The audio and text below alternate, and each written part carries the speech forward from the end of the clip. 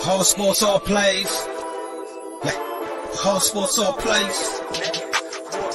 Whole sports all plays. 365, we making up plays. We talking the game, get you through the days. We're high in the court, the dime in the lane. Variety topics, living the same. All presentation, sports information. Hitting the airways, taking the nation. All sport, all plays, like working your faces. Grace at the field, so tie the laces. Whole sports all plays.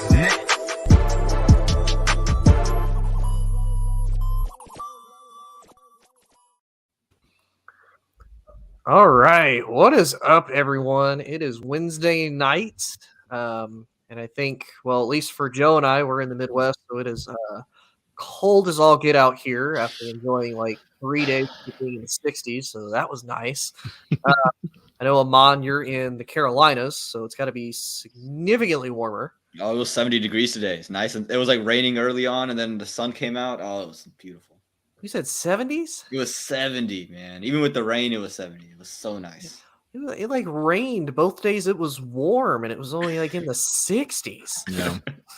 So which one are we supposed to be more mad at you about? That beautiful, luscious mane that you have, or is it the fact that you would get 70-degree weather in February? Which one are we supposed to hate on you tonight? I don't know. Whichever one you feel, whichever one feels better. Personally, since I've never been allowed to grow my hair out for the last like 27 years, I'm really upset about the locks, to be honest with you. I think I'm upset about the hair too. I wish I could skip the middle stage and just go to that. My dad's been begging me to grow it out for a while, so that's awesome. Really? It's awesome. Yeah, Mom never let me have long hair growing up, and then I decided, it'd be a great idea, join the military. So guess who says can't have long hair or facial hair for that matter? So here we are. I know. Hey, I'm working with what I got for like a week. Okay. All right. So obviously, there's been a lot of big off-season moves, potentially big off-season moves if certain quarterbacks would figure out what they want to do with their life. Aaron Rodgers. Not to point anybody out or anything.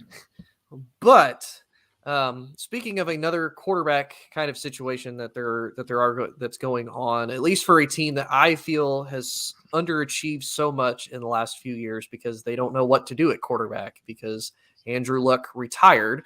So now they've had to go through a carousel of quarterbacks. They had Jacoby Brissett. We had Phillip Rivers. Now they have Carson Wentz. So the Colts are one of those teams that they just haven't lived up to potential because of the quarterback play. Another team that is reportedly searching for another quarterback option, even though they're going to keep him for his fifth, is the Browns. So, Joe, I'm going to start with you. Do you think the Browns should move off of Baker Mayfield and go for a quarterback like Carson since he's potentially going to get traded? Do you think you could see Indy doing maybe a one-for-one swap? Or do you see them potentially saying, hey, San Francisco, we'll give you, a second round and a third round pick for a Jimmy G? Or do you see them, potentially going for somebody else? Or do you think they stick it out with Baker until maybe they have a better option? I mean, okay, let's talk about the trade that you brought up specifically, whether you do like a Wentz for a Mayfield and things of that sort. I mean, right now, Mayfield is the guy who's going into that fifth year, the fifth-year option when they get it. And if you're going to give him the big extension, right now it's between him and Lamar Jackson. Do you give him the extension? How much do you give him? How much do you hamstring your team in the future? Carson Wentz already had that decision made for him when he signed that big extension, when the Eagles traded him and took that huge dead cap hit to trade him to the Colts. And now the Colts are in that same position where they say, oh, by the way, we can't really win with Carson Wentz the way our team is designed to do. Indy and Cleveland are very similar in the way that they've built their teams. A young defense. Now, the Colts have built theirs mainly through the draft. The Browns have done it through the draft and through free agency. Right now, Carson Wentz we're coming into prom season soon. Right now, Carson Wentz is the ugly girl with glasses, and everybody thinks if they take the glasses off, she's going to be pretty. But once they get her, to the prom, they're like, oh, she can't dance. And she's actually not that pretty. And now we're stuck with her. Philadelphia got that. Indianapolis got that. Is Cleveland already not sure about their quarterback situation, really going to give up any draft capital and say, no, we can handle him? I don't see it. I mean, but that's been the thing, though, is that, Baker has had such these, these flashes and these moments of, he can be the franchise quarterback and then he immediately just drops off. Whereas, Carson Wentz, the biggest question was after he got hurt, there's a quarterback controversy in Philly is, do they go with the guy, that just won them Super Bowl and won the Super Bowl MVP and Nick Foles, or do they go after, do they go back to Carson Wentz, who got them into that position to start with? And so I wonder how much mentally he's just kind of broken, even though you go to Indy, Mm-hmm. and you have all the support. And Amon and I were talking about this before the show. You have probably one of the best offensive lines you've had since you left Philly. You have one of the best defense. You have a team that has a great running game. Probably didn't expect it to be as good as it was, but has a great running game. The only thing you don't have is you don't have a fantastic wide receiver core, but you can still make that work. I mean, Phillip Rivers made it work, and have them in the playoffs. So I think to your biggest concern is you said that Baker Mayfield can be a high caliber quarterback. I'm not sure that's true. The same thing that we saw with Baker last year is what we saw with Wentz this year. A dominant running game, a defense that played above what a lot of people expected, and then efficient quarterback play. When Carson Wentz looked good, he looked great.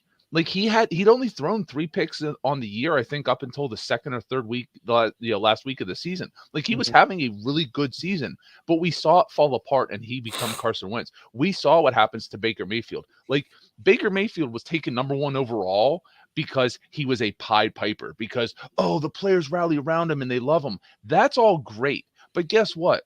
The most popular guy in school doesn't go on to be the most successful guy in school. Like they're not correlated. And we see this. Like Jimmy G, for all the jokes we want to make, his teammates are behind him and he can play on the field. He makes those same boneheaded mistakes, but there's a reason that people are questioning now whether the 49ers are actually going to trade Jimmy G, because they're not sure Trey Lance is ready.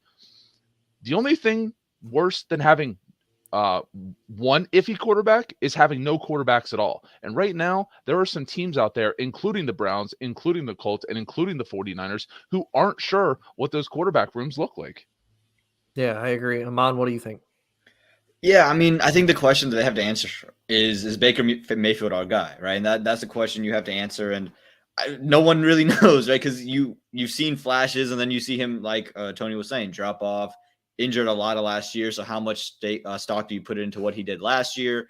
And then Carson Wentz, as Joe said, only threw 2 or 3 interceptions up until the last 2 games of the season, where their season fell apart, he fell apart, and finished 27 touchdowns, 7 interceptions on the year, which by all statistical margins with 62% completion is a pretty darn good, it's a pretty solid season, you would say. Jimmy Garoppolo is obviously the proven guy who you at least know can get a job done. Right? If you script it out for him, you feel confident that he can get it done. He'll make the boneheaded picks, but you feel more confident in him. The issue for me is, can he stay healthy? Because if you had Baker Mayfield get hurt, well, Jimmy Garoppolo is not any bigger than Baker Mayfield is. He might be like a little bit taller. He's not thicker than Baker Mayfield. Yeah. Right? At least Carson Wentz, you can say he's 6'5" and 230. At least he's a little bit thicker of a kid. I know he has a little bit more injury history. He has an injury history as well. At least a little bit more thicker of a kid. And if you can keep the game scripted for him, at least I know he won't get hurt as easily as Jimmy or even Baker. They are in a real bad situation because they are looking for a bridge quarterback. They don't have a true option. And really, no matter whatever way they go, they're not going to come out of the AFC North. They're not coming out of the AFC. And this roster is just going to be blown up in the next year, and they're going to be done with. I want to go on record right now, and I want to say the Trey Lance trade up and selection might go down as one of the 3 biggest boners in the history of the NFL, because San Francisco has a roster ready to win now, right now. If they stay at 11, they're in position to get somebody like Micah Parsons. They're in position to move up and get, a Rashawn Slater. I mean, they're in position to get all these guys. If you trade up to 3 and take the right quarterback, if you're not sold that it's Jimmy, I mean, yes, Trey Lance might be that guy. He may be Josh Allen. Well, you know how many Super Bowls Josh Allen has been to before he signed his extension? 0. So, I mean, this is all the crapshoot. But that trade, I mean, Shanahan, I think, is an okay coach who gets a lot of clout, but like this team is ready to win. Trent Williams isn't getting younger. Fred Warner signed an extension. Like they have holes to fill. They gave up a huge haul to go get Trey Lance. And now there's talk that Jimmy Garoppolo is going to start a second year, 2 years of a 5-year rookie deal. And this guy's not even going to touch the field. I mean, he was in a few plays earlier in the year, but he got injured. Like, what can they do? Everybody's like, well, they're going to bust him out in the playoffs. Obviously, Shanahan didn't feel comfortable with him. So, I mean, like Indy trying to get a Carson Wentz for Jimmy Garoppolo. I'm not sure why San Francisco takes that. I don't want Carson Wentz's contract. Like, I'd rather keep Jimmy. Well, and the only reason I would even say maybe trade Jimmy is because think about it, you kind of wonder if San Francisco is now having buyer's remorse for the fact that they went out and got all that for Trey Lance. Because, to me, when I was looking at the quarterbacks that were available in this year, in this year's draft, basically, it was Lawrence, Mac Jones, Justin Fields, Zach Wilson, and Trey Lance. I felt the two that people were going to reach on the most was Trey Lance and Zach Wilson. It was like, Trevor Lawrence, I could see. He's the prodigal child. He is going to be number one no matter what anybody says. I think he's kind of suffering from what I believe most Alabama quarterbacks like Mac Jones. Well, Mac Jones won't suffer, but like Tua, Jalen Hurts, pretty much every Alabama quarterback that has ever come from that university suffers from. You have first-round talent around you everywhere. You don't really know what it's like to struggle. Then you come to the NFL, you come to a crappy organization like Jacksonville. Now we start to see how you really are as a quarterback. And I honestly think it's kind of going to be the same way for Trey and for Wilson. And to be honest with you, when I was looking at their previous schedules, Zach Wilson never really, I think he faced two top 25 teams in his BYU career ever. He lost to both. Yep. Yeah. Is like, what is BYU? And BYU hasn't ever been anything like since he left. And don't forget too, like Trey Lance has 14, 17 career starts between like high school and college. Like it's nothing. Yeah. And he had to take a year off because of COVID. So it's like, you don't get me wrong. If it's one of those, they see the raw talent, maybe take a chance. But I felt like just because people were so quarterback hungry this draft that they reached for Trey. Like, all honesty, I would have loved to see Justin Fields. With the 100%. like, that was my pick at 3. like that, yeah. Like, don't get me wrong. I felt it was kind of a slap in Justin's face because it was like, no, obviously Justin is the second best quarterback in this, to me personally, in this draft. And a lot of people, to be honest, we all knew it was Mac Jones, Trevor Lawrence, and Justin Fields as the top 3 quarterbacks.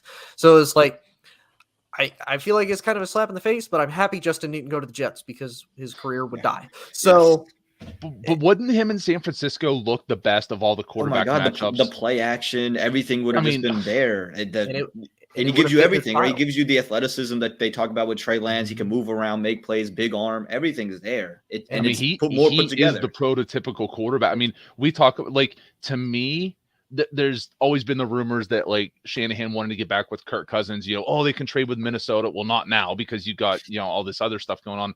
But like, yeah, Justin Fields is the upgraded version of Kirk Cousins where he's got a big enough arm. He's got now he's got more mobility, stuff like that. But that's the kind of person that he wants running that offense. I mean, and again, like a lot of people thought it was.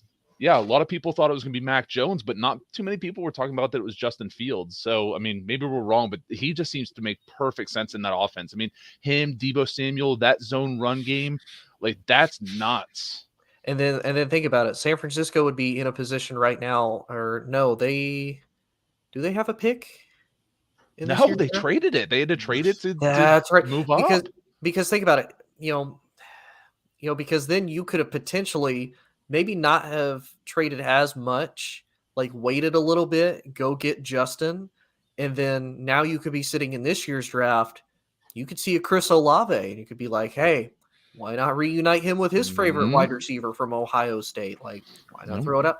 So, yeah, I think it's a big mistake for, like, I've kind of said with this for the Browns. It's like, should they move off of Baker? Yes. But do they really have any other viable options right now? It's kind of the same thing Tampa Bay's in right now. No. There is one trade that's out there that I'm not sure many people want to talk about. I'm not sure how the salaries match. Well, the salaries match, because they match because it's the NFL, you can always do it. Baker Mayfield to Minnesota and Kirk Cousins to Cleveland. Because Stefanski was the offensive coordinator in Minnesota with Cousins, who had a really good year that year. He had a better year last year. So we have as much crap as we like to give Kirk Cousins. He has improved. So you put him with that run game, with Chubb, with Hunt. You put him with that defense, which is essentially what Minnesota is trying to build up there. Minnesota gets a cheap guy because they're trying to rebuild with a new GM and a new coach. You draft a quarterback this year. If Baker's not your guy, you can pick up the fifth-year option. You still have cost control of a quarterback, and Cleveland gets a chance to either see if Cousins is the guy long-term, or you take the one-year big cap hit, and then you go fishing next year for a quarterback.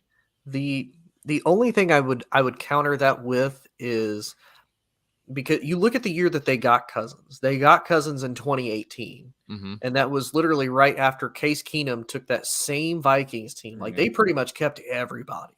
Like, same offense, same great defense. And they're like, we are just a quarterback away. That's why we're going out. We're getting Kirk. And he didn't do anything with it. That to me would be the only reason why I could see Cleveland being like, do we really want to pay that money for Kirk? And, still kind of be in the same situation where that. So that's the only thing. Now, I do agree. Maybe he could have a better situation, because it's like, okay, now I'm out of Minnesota. Now I have a more offensive minded coach that's going to kind of, build around me. And they have a two-headed running back game instead of mainly Dalvin Cook and Madison. So I could see it. I don't know if Minnesota's ready to push that button yet. And to be honest with you, I kind of want to see what Kellen Mond can do, because it wasn't like he was terrible, and they did draft him. Mike Zimmer sure don't want to high see for a reason. Yeah. I've seen enough of Mike Zimmer told you everything you need to know about Kellen Mond. Right. But speaking of places with quarterback issues, so there's reports that Bruce Arians is completely ready to hand over the franchise to Blaine Gabbert. Which isn't necessarily bad. Because, think about it. You have crap, I completely lost my train of thought. Damn it. You have a guy that's been in your system for the last 6 years. He was with them when he was with Arizona, when Bruce Arians and Byron Leftwich were both the head coach and the offensive coordinator. Now he's been here in Tampa for the last 2 years. There is a downside. He is a free agent, so they're going to have to sign him to some type of a contract. I don't know what the price would be, but you've got a guy that's actually been there for a good minute. And, he knows the system, and he has a better supporting cast now than what he ever did when he first started in Jacksonville. So, Amon, what would you think? Do you think Blaine could at least be the transition guy for him, or no? Yeah, I think he could definitely be your transition guy. And he's going to be cheap. No one's going to push the price up for Blaine Gabbert. That time has come and gone, and it really was never here outside of the 2011 NFL draft. And again, like you said, 6 years in the system, 2 years with Tampa Bay, 2 years under Tom Brady. I think that's a big thing for him as well. And he might have to lose his highest passer rating in Tampa Bay history after this season. That might have to be gone, but I think he'll live with that.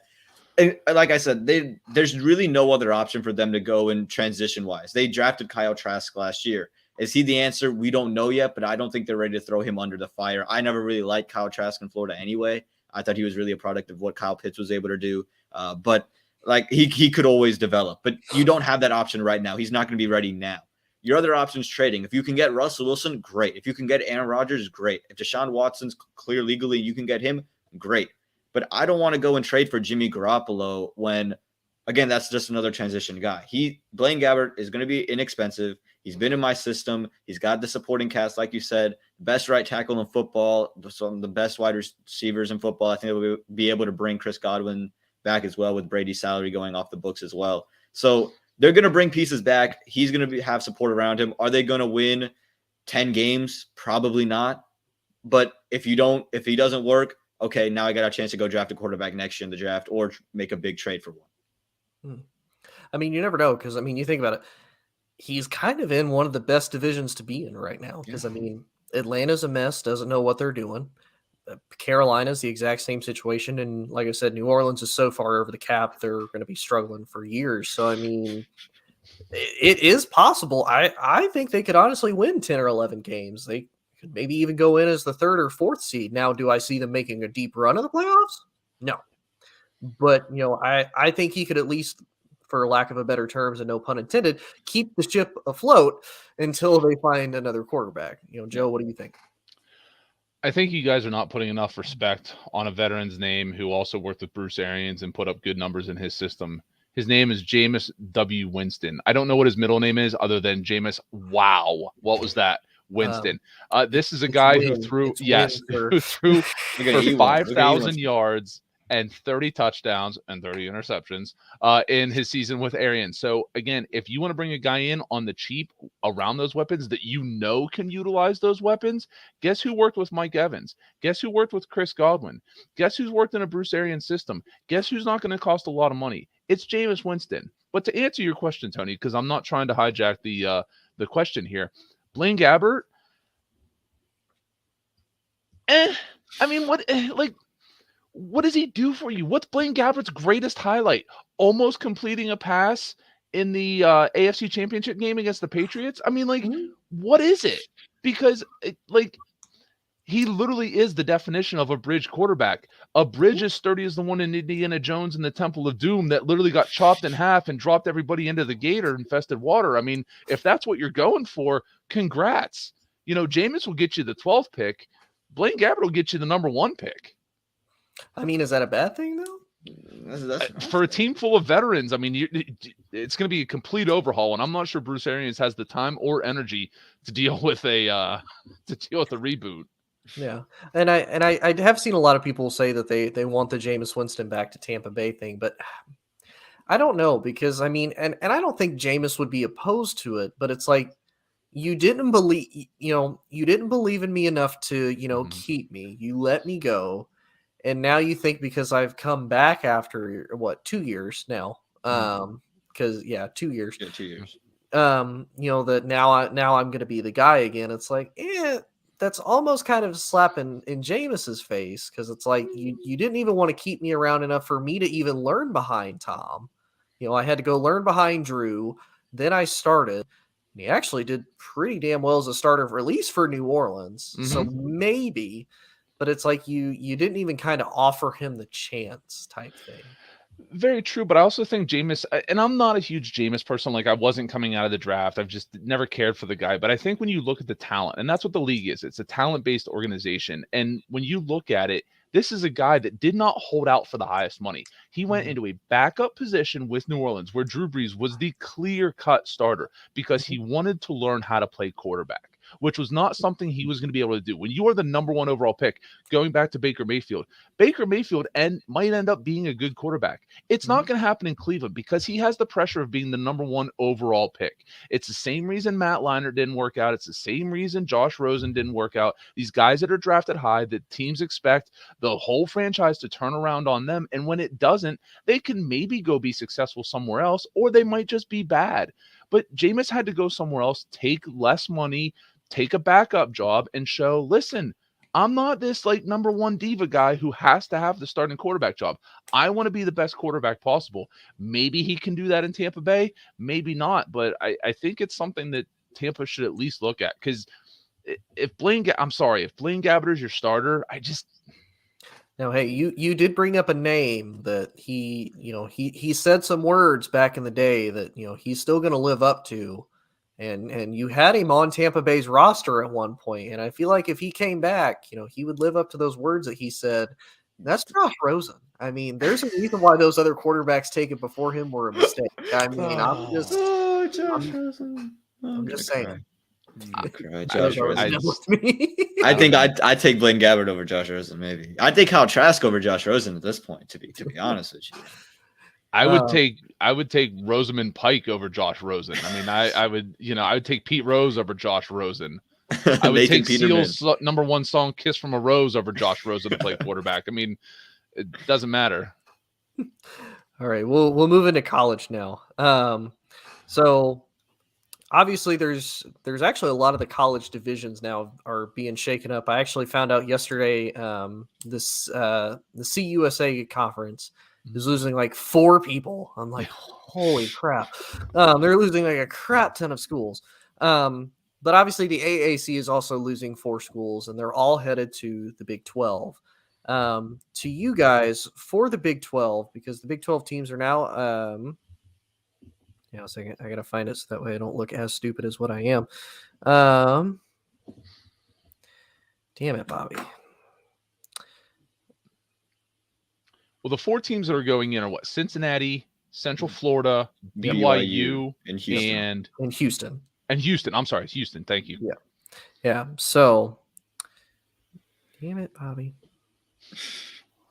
Like, I swear, I will get this eventually. Okay, so the new Big 12 teams are going to be, Oklahoma State, Kansas, Iowa State, West Virginia, TCU, Kansas State, BYU, Texas Tech, Cincinnati, BYU, UCF, and Houston. Mm-hmm. So out of those teams, who do you think can really be the new Big 12 favorite now that Texas and Oklahoma are going to be leaving? Is there a clear-cut favorite now in the Big 12? I mean, Amon, would you like to take this one? It doesn't matter to me, but I think we might have the same answer. To Joe, you can start it off if you want. Well, I mean, I think do you want who's going to control the conference, or do you want of the 4 teams who's going to control the conference? No. Just out of any team that's in the Big 12, or man, who do you think would be the favorite to at least win the conference? The year that all 4 of these teams come into it. I mean, I think the easy answer right now is probably Cincinnati, but I think if you're looking long-term success, I actually think Houston is the team you have to worry about. I think Houston has a nice breeding ground down in Texas. I think with Texas going over to the SEC, a lot of those guys are going to be out of the state earlier. Houston, let's not forget, has a track record. Like, Houston is the more successful Texas Tech. Like, Houston has a Heisman Trophy winner in their history with Andre Ware. Like, they've got a nice group. And I think of the teams coming in, there's somebody who I think will be a bottom team to start out, but can definitely improve. But I'm not even sure Cincinnati. I like Iowa State. Iowa State is a team that is competitive. I think they're a team that can absolutely win on the road. And even with Cincinnati coming in, even with BYU coming in, even though Tony says BYU hasn't done anything since the Detmer brothers, I mean, or Steve Young even, it doesn't matter. I do think that Iowa State is a team you have to worry about. Yeah. Amon, what do you think? Yeah, I mean, Brock Purdy coming back for another year is going to be big for Iowa State. But I think the answer, and it might be the obvious one, is Cincinnati. Luke Fickell has turned this program around really quickly since he's been extended until 2028. And since 2016, his program is 52-23. They've gone better every single year. I think in the last 2 years, they've combined lost 1 game. And they've won double-digit games the previous 3 years that they've played more than 10 games. So I think that every year has gone better for them, and I don't think this is a fluke. This past year was a fluke, and I think seeing this better competition, I do like your Houston pick, though, because they do always get some really good recruits. You see some really flashy quarterbacks come into that system. May not pan out, but you know that if they hit on one of these, you know they're going to be really good. So you're just waiting on for one of them to hit. You're waiting on Brock Purdy at Iowa State to kind of flip the switch and make a big move. This next year, Cincinnati could slump a little because, again, you're probably going to lose Desmond Ridder to the NFL draft, and you're going to have to find a new guy. But even then, I think Luke Fickell has just done such a tremendous job. I think I'd still take Cincinnati to control the Big 12 in the coming years. What about you, Tony? I agree. I think for the initial quick term, I think it's going to be Cincinnati. But I do actually agree with Joe. I think long term, I think the 2 teams that are going to really be battling out is going to be Iowa State and Oklahoma State. And I say that because Iowa State, like Joe said, Iowa State's kind of always been there. They always have the big rivalry against Iowa in the Big Ten. It's one of the few, non-conference games that they play pretty regularly all the time. And really up until, this past year, it's like they do pretty decent. And, they actually do really well at winning in the Big 12. That's kind of why it's kind of the same thing with Oklahoma State. I mean, Oklahoma State dominated the division with the exception of Baylor, and that normally happens. You'll have those teams. It's just like they can't get over that hump of that team for whatever, you could take Michigan and Ohio State, for example. Like, Michigan could sweep the Big Ten and they'll have a loss to Ohio State. It just happens. So it is what it is. But the Big 12 to me is probably one that I feel like it's going to be the most interesting when Texas and Oklahoma leaves. But I feel like the SEC just has a new bottom 2 teams, especially now that Lincoln Riley left. It's like, Oklahoma, Caleb Williams left, Spencer Rattler left. all their prominence is going to be gone. And then Texas struggles just to be in the Big 12. So it's like Quinn Edwards going to fix everything. Apparently, that's what they're banking on. I have a question for you. Did you discuss it when it happened? Because I'm sorry. Is this a good decision by Texas and Oklahoma? Because I'm still not sure that it is. I mean, No. there's no way they're reversing it, but this can't. I mean, looking at it, this just can't be a good decision, right? No, what I actually when I was doing my own podcast show on this, I talked about this for like an hour with myself. Oh, okay. So I sounded like I was psychotic. But no, I talked about that, and there's a lot of other people talked about that. Really, the only team that has had any type of success against SEC teams in the last 5-ish years was Oklahoma. But this was also an Oklahoma team this year with Lincoln Riley, with Caleb Williams, with Spencer Rattler, with all the talent that they had. They struggled. They struggled in the Big 12. They struggled everywhere. And now that the fact that they've lost Lincoln Riley to USC, they've lost all these 5-star players, they're losing these commitments, and you're going to the toughest conference in college football, you're not. I don't see that being a success at all. Mm-hmm. And then I feel like Texas wants to do it for its brand because it's like, okay, we're going to be the University of Texas. Everybody wants to come to the University of Texas, but we're in the Big 12. We're not really going to be competing. Tell you what, iron sharpens iron. We'll go to the SEC, get our asses kicked for like 10 years, and then maybe we'll come back. You never know. But like, and it's the same thing because it's like Texas has not really been relevant in the Big 12. It's like you struggled just to beat Oklahoma like 4 of the last 5 years, and it's like, what are you really going to offer or bring to the table other than maybe you'll have Archie Manning? Maybe that's not even a for sure commitment yet. Hey, I would like to break news right now live on the interwebs. Troy Aikman is leaving Fox News to become an analyst on ESPN, possibly getting the #1 chair on Monday Night Football. A deal is being worked on right now. Wow. Yeah, I can see that. There's a lot of talk that he maybe would have done that for Amazon, since Amazon is supposed to be picking up the Thursday Night Football contract and moving that. So I just saw that it came across my phone. I wanted to I wanted to bring that up because that's huge. Because Joe Buck and him have been together for Oh my God, that's my childhood, man. We're losing Al Michaels and Chris Collinsworth, and now we're losing these two. Like, what's going on? But keep in mind, Joe Buck's the next one to fall. Do they pair something up with him, or does he also leave Fox? Because remember, CBS just signed Romo to that big extension because he was going to get poached. So ESPN's been fishing for a big analyst for a while. They tried to get Romo. They couldn't get him, and they got Aikman. So, just keep that in mind. Not to take off from this, but just wanted to pass that on. Oh, no. You're good. No, I mean, it is very possible because think about it. Tom Brady retired. They're going to be, obviously all the networks are going to be calling Tom like, hey, you want to come be our analyst? Tom would be so pissed being an analyst. I think he would get so mad. He'd pull a Bill Parcells like, what are we doing here? or Bruce Arians, that's his cousin on air. I don't know. I mean, because we've seen Tom the last couple of years, he's been more fun. He's been like, okay, let's do it type thing. So you ever know Tom could be Sean Payton. There's been a lot of talks they're going to try to pull Sean Payton into the booth, which don't be surprised if Fox chases him. Do not be surprised if they try and match up Sean Payton with Breeze is signed with NBC, but don't be surprised if Fox goes chasing after Sean Payton now. Yeah. Sean Payton, I mean, they've signed a bunch of different guys, so they might maybe move one up. I'm just trying to think because, for me, I love the actual play-by-play commentators. Like Kenny Albert is probably one of my favorites to actually like listen to. But yeah, just who they would pair him up with Joe Buck. I will tell you somebody who's really good, and you wouldn't necessarily think it off the top of your head. Mark Schlereth is really, really good. He gets assigned some really crappy games, and I'll tell you what, if you're ever lucky enough to listen to a Mark Schlereth game, he's funny, he's super smart, and he is passionate about football, but in a sensical way. He's not like he's a meathead, but he's not somebody that's like, oh, well, back in my day, they wouldn't call that penalty. He's very self-aware of like where the game is at now and very like safety conscious. But I think is somebody who you could see as a riser at Fox. Yeah, I could definitely see that. I heard him a lot on some Tampa Bay games, and he was good to hear. Mm-hmm. I'm not gonna lie. You know what else I miss? I miss hearing Gus Johnson call a lot more NFL games. Like I love hearing him for Fox in college, and it's like, man, just putting more regular on NFL game. Everybody wants to hear him. Like he wasn't appreciated at CBS. Make him appreciated here at Fox. Like just. Could you imagine Joe Buck and Gus Johnson? They wouldn't do it because they're two play-by-play commentators. I know. They wouldn't do it. God, that's such a good pairing. I think. Oh, it would be. It'd be fun. Well, it'd be such a love-hate because people would love Gus Johnson, but they hate Joe Buck. Shut up, Joe. Gus is talking. God, Joe, nobody cares. Just go to baseball. Shut up.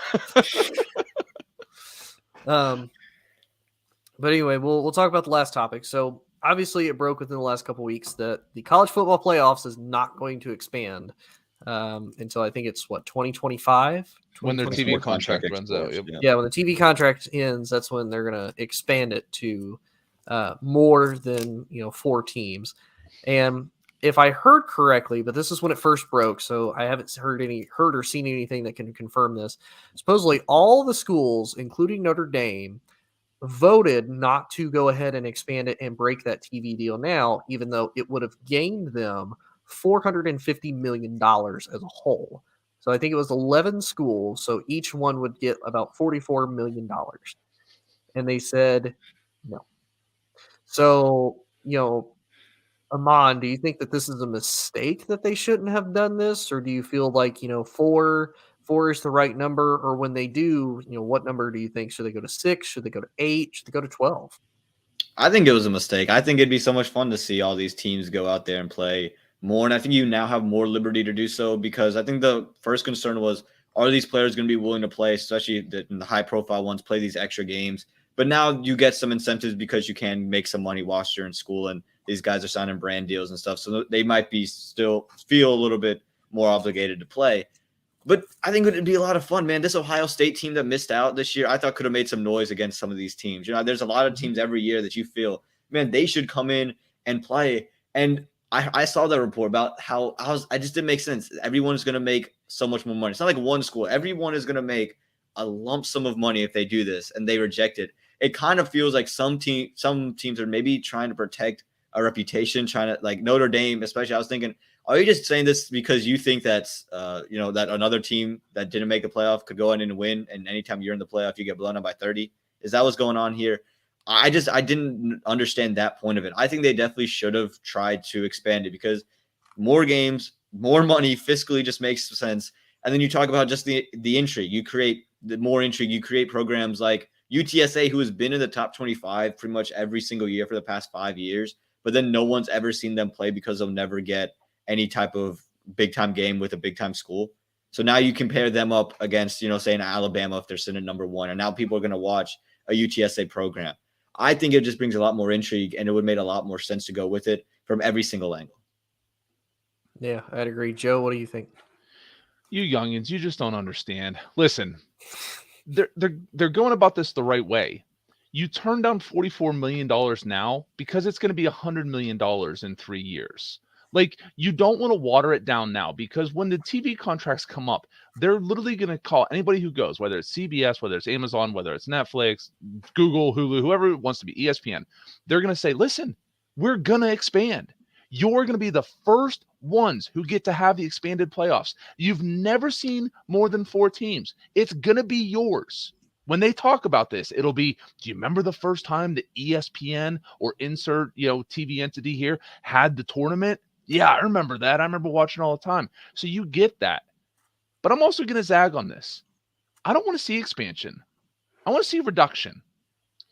The semifinal games are usually not very good. There's usually at least one blowout, because we know one of those teams doesn't deserve it. And it's usually Notre Dame, or it's usually Oklahoma. And they always seem to get in.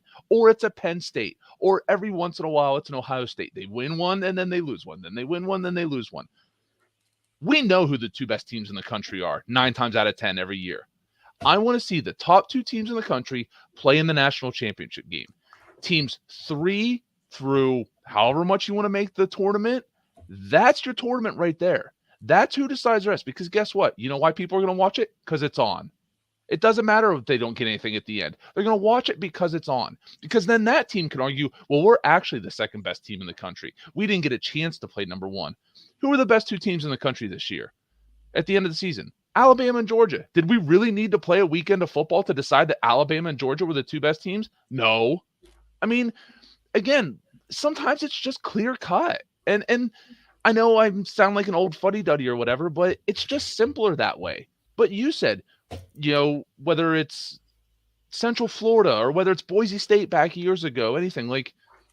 But you don't get tired of seeing the same team every year. I do get tired of seeing the same team every year. So you know what? Instead of getting invited to the NIT, make it to the big dance. Play better. Recruit better.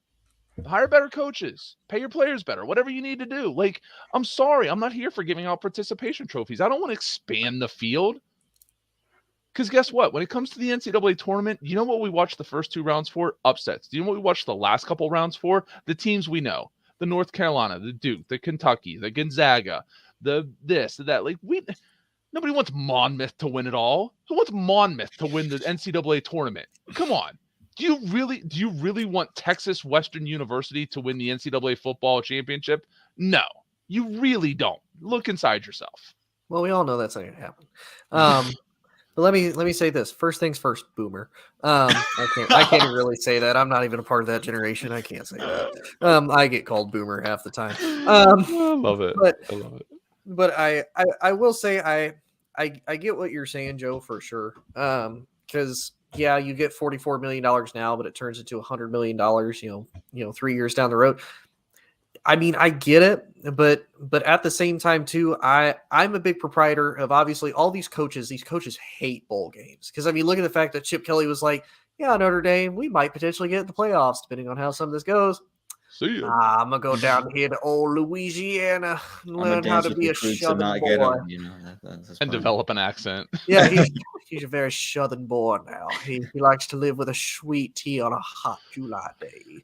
But like now that, yeah, but now you've had all these players that are like, hey, I'm not going to play in this bowl game because it doesn't matter. And all these coaches are pissed because they're like, okay, well, my job could still potentially be on the line. Like this is still a big deal. Now it does help for, some of your future talent, like some of your future players, like, okay, what do I got in a potentially bigger game that's out of conference? But to me, I still feel like you can make a ton of money. Cause I mean, think about it, what does the NFL do as far as most of the season? You put the big time matchups against each other because that's what you want to see. Do we already know who the favorite is most of the time? Yes. Like in college football, unfortunately, who is always the number 1 seed? It's always freaking Alabama. We all know Alabama's going to go in the playoffs. So it's like that doesn't really change anything. Yeah. Like we know that's a definitive, but still it would be nice for some of these teams. Look at Cincinnati. Look at all of the debate that people had for months at just the fact that Cincinnati wasn't even included. And finally, like, well, we don't really have any other teams to throw in there. I guess Cincinnati can go in. And what happened to them?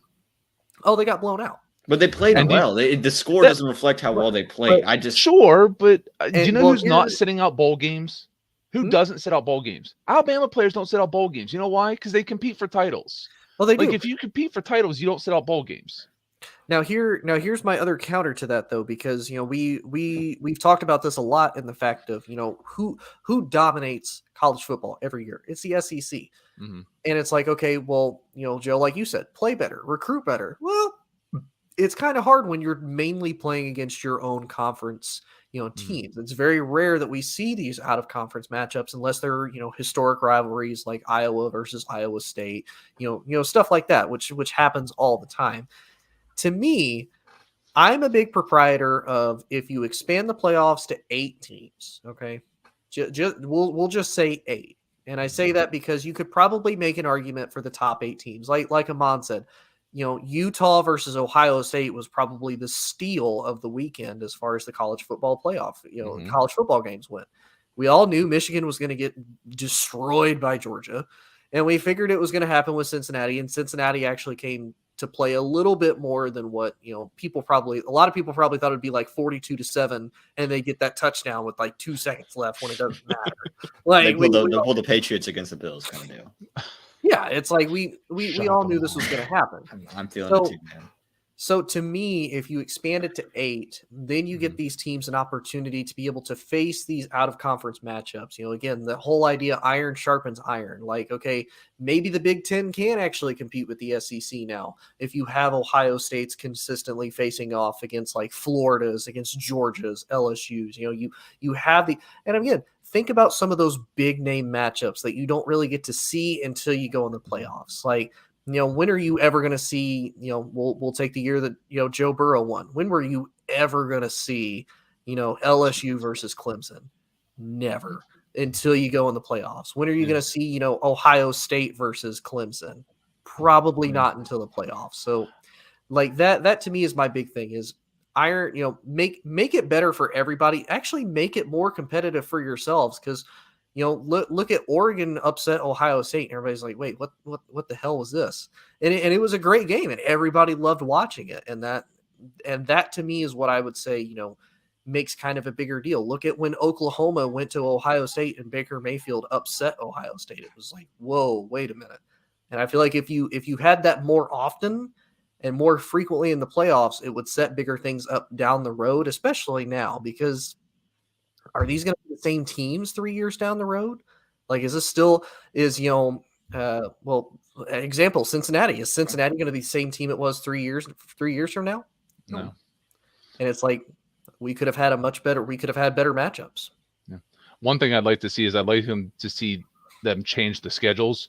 Let's just take like the Big Ten, for example, like Ohio State. I'd like to see you play people within your, you have your conference, obviously, and then you have your divisions.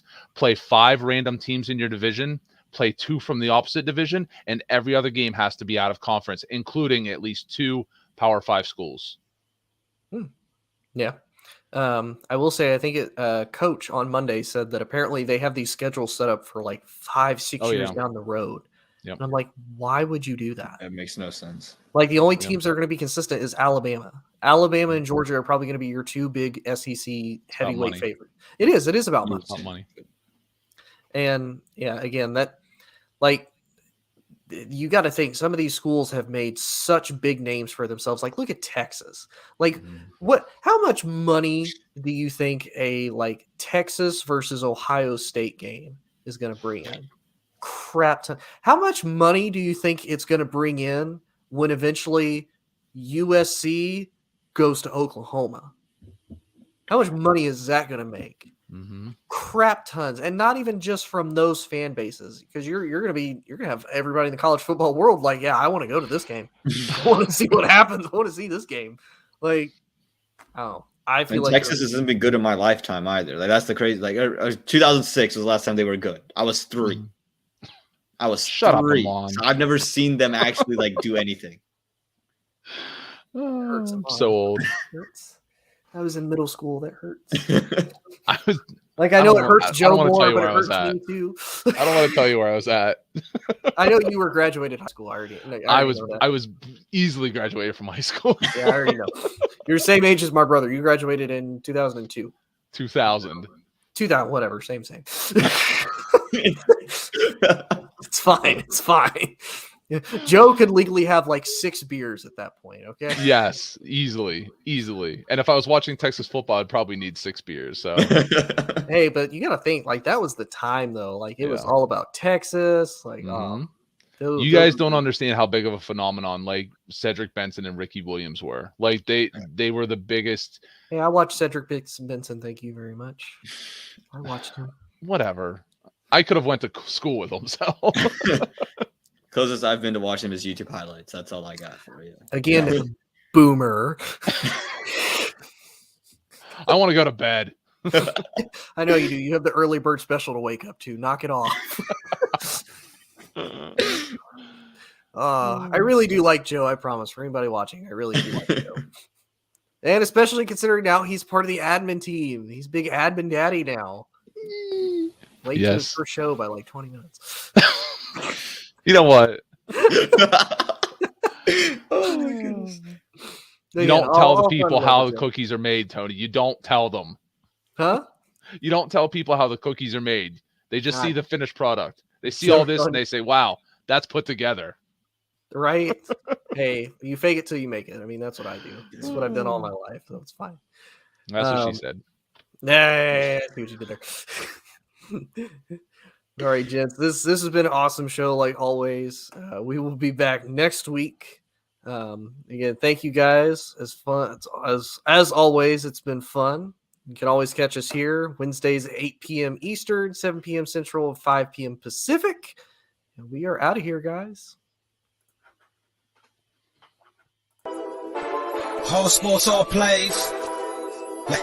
Whole sports all plays. Hard sports all plays. 365, we making up plays. You talking the game, get you through the days. Great eye in the court, the dime in the lane. Variety topics, living the same. All presentation, sports information, hitting the airways, taking the nation. All sport, all plays, like working your faces. Grace at the field, so tie the laces. Hard sports all plays.